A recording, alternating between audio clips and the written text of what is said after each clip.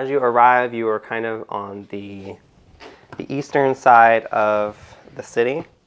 As you approach the gates, there's just this sprawling shanty town of just huts and hustle and bustle of what you would expect to see inside the city is happening outside the city because the shanty town has grown so large over a short period of time. You kind of go down this dirt path towards what looks like the gates.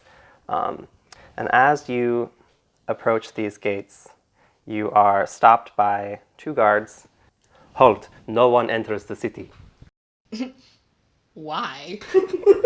Well, I guess we should head back. Petti's just moping in the background. She's actually kneeling on the ground, drawing a circle in the dirt. Sounds about right. Our best laid plans laid to waste. Fruitless and pointless, like everything else. Should we ask to speak to their manager? I guess we can do whatever we want, because what does it matter anyway? May we speak to your manager? The 2 guards kind of look at each other, kind of like they don't know what you're talking about. But the one who was talking continues talking and says, "There is a plague in the outlying shanty towns of the city, as well as most of the surrounding areas, so we have quarantined the city and all the gates are shut until this plague has been eradicated." We have medicine! What do you think this caravan is? Well, that might be very helpful if you could take it down to Oot, up the road just a bit. She's the apothecary who is working on a cure for this, but we still cannot allow you into the city. Do we still have a wounded in our caravan? Yeah. Are you talking about me? Yes. Sir, can we drop something off for you? What do you mean, drop off something? We have a contribution. To your sick and dying. Excuse me, but I am not sick and dying, okay?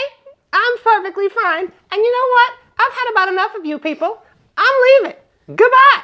And the halfling woman just kind of walks off into the distance, and you don't know where she's going. So long. Farewell. I guess we'll go to this apothecary woman. Yeah, let's go see Oot, I guess. Okay, so you start walking. The gate is kind of, you can see the water from here. So there's kind of like a river, and the gate kind of has a bridge behind it that goes across this river. But you kind of start going north toward where he pointed. And it's just a dirt road with huts lining either side. There's a lot of back and forth movement. Seems like this shanty town kind of has a life of its own outside of the city. But you do finally approach a hut that is fairly dilapidated. There's holes in the roof. It's very poorly done patchwork. And there is a lot of people going in and out of the doors. As you go in, you kind of see that there are just like every available surface has somebody laying on it. This isn't meant to be an infirmary. This is just an apothecary shop. So normally there would just be shelves with vials on them, but circumstances dictated that this kind of become de facto infirmary. So there's every available surface has someone laying on it. There are 3 people moving about the room. There is an elderly lizard folk woman. Who seems kind of like she has an air of authority. This may or may not be Oot. There is also a half-elf woman who all 3 of these people have masks over their faces. And there is also a gnome woman walking about, just kind of tending to the patients. Petti begins exaggeratingly covering her mouth and looking terrified of everything around here and making dramatic gagging sounds. The gnome female kind of is walking past you as you're doing this, and she notices this, and she's just kind of, obviously she's already over it, but this is just kind of the icing on the cake. She just rolls her eyes and just mutters under her breath as she keeps going about what she's doing. Well, this all smells all too familiar. Who should we approach first? Probably the big wizard lady. You mean lizard? The lizard? Oh, It's a lizard folk. Probably the big lizard lady. Lizard lady. Lizard lady, over here. The lizard folk woman kind of keeps glancing back at you, but she's currently like helping a patient, so she's kind of focused on both at once. But as your gestures and noise level rises, she kind of just excuses herself from helping this sick person and approaches you. Hello, my name is Oot. What can I do for you? We have medicine? Will that help you? Mayhaps? What kind of medicine? What kind of medicine? What kind of medicine? What kind of medicine?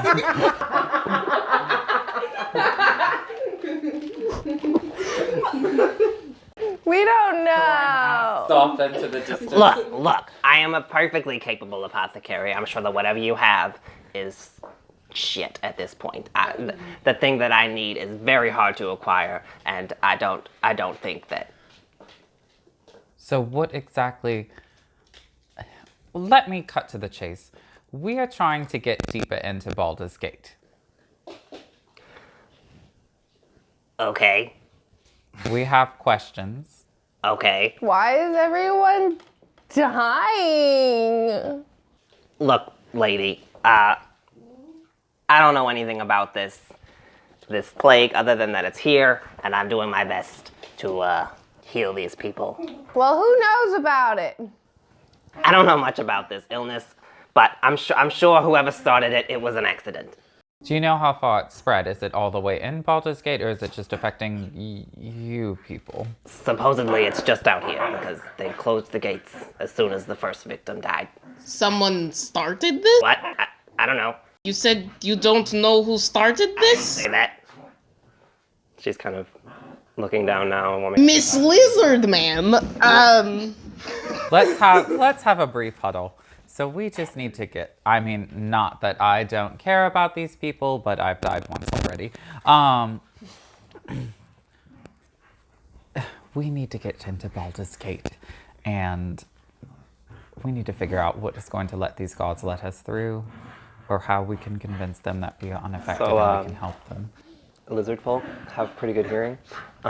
She can hear you, and she's like, "Look, If you want to get into the city, the only way to do that is to cure this whatever this disease is. I'm gonna detect this disease. I'm gonna pick myself off my bootstraps and detect this disease. You're doing great, sweetie, as they say. you! So I'm going to cast this spell on one of the sick people laying down. I think it's just an area of effect. Oh yeah, within 30 feet of me. Yeah, so the whole house is in this area of effect. As you look around, you can kind of see this cloudy green smoke type substance kind of rising from all of the people that are laying down. This is not a naturally occurring illness. This is the result of a poison known as sleeping gas.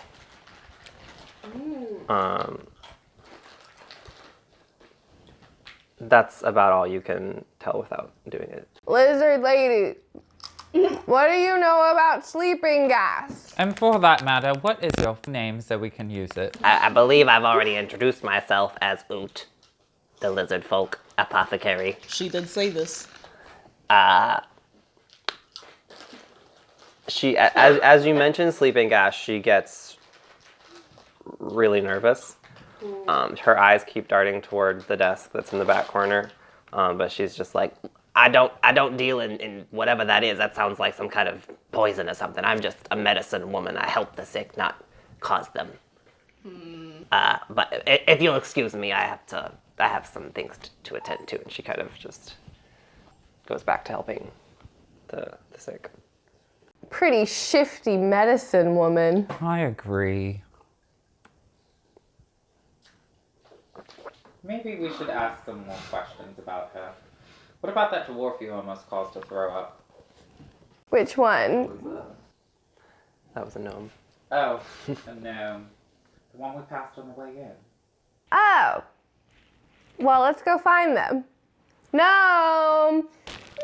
All right. No. At this point, this woman turns around. She's like, look, you can't just keep calling out people's races like it's the name, okay? If you're looking for me, let's come talk. But shut up. There's people sick in here.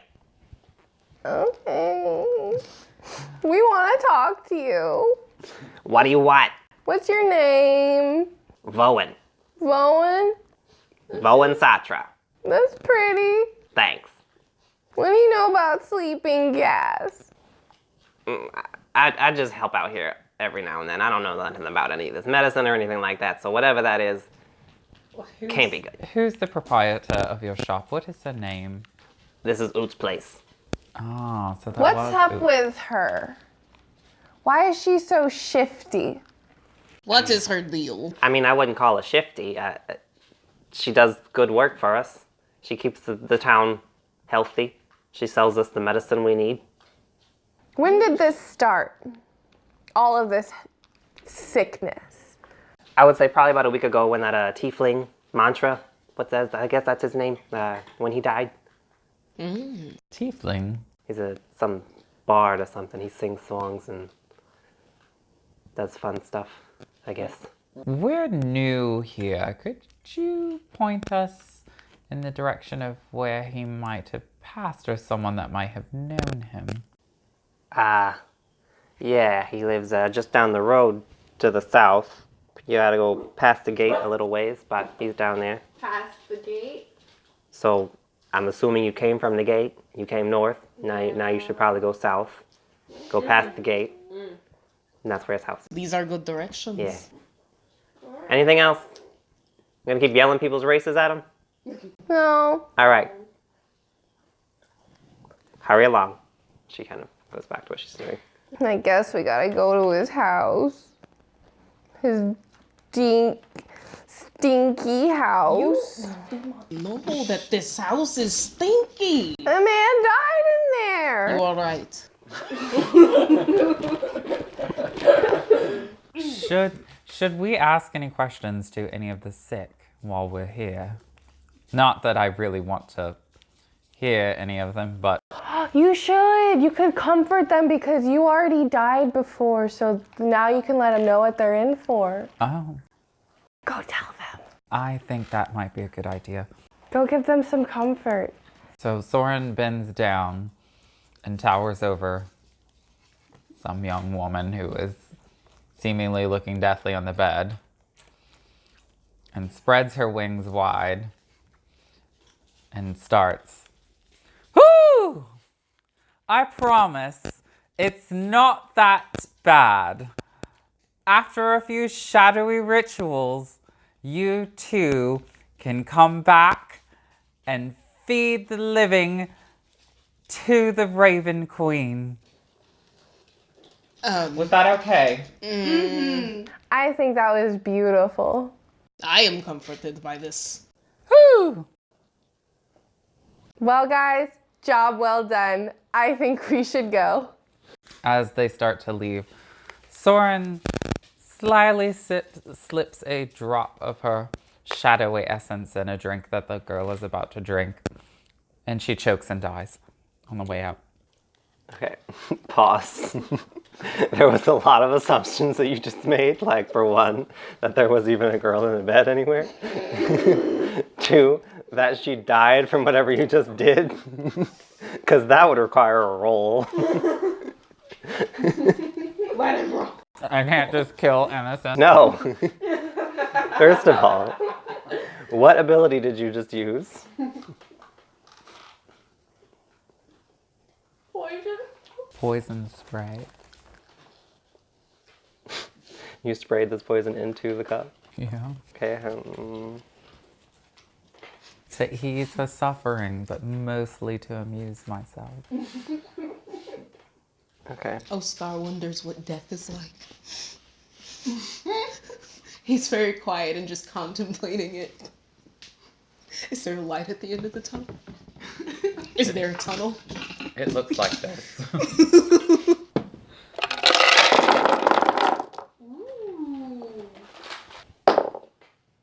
She fails her Constitution saving throw, so she takes 1d12 poison damage. So roll a d12. 5. She looked already on death's door, so it didn't take much to send her over the edge. As she goes out, though, because this isn't a natural death, she's kind of like pulsating and kind of seizing. There's a little bit of foam coming out of her mouth. All three of the nurses kind of rush toward her as you guys are just leaving. High-fiving. She was dancing. Oh man, job well done. She felt so happy about what you said about the afterlife. She couldn't believe her luck. Something like that. Wow. I guess let's go to the stinky house.